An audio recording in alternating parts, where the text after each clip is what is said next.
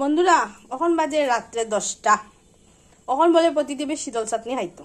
দেখাই আমি শীতল চাটনি বানাইলাম। এখন আমি এই যে পেঁয়াজ লইছি, শীতল আর রসুন। কার কার শীতল চাটনি খাইবার ইচ্ছা আই যাই।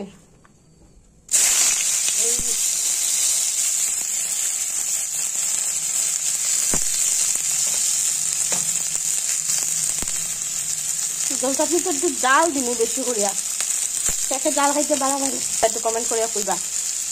আর এই যে তখন রসুনটাও দিলাম।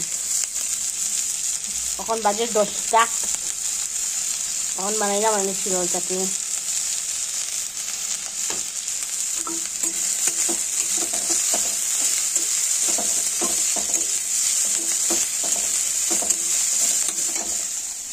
শীতল চাটনি তো শীতল চাটনি খাইতে যাই। আই যাই না আমরা। Tata, good night.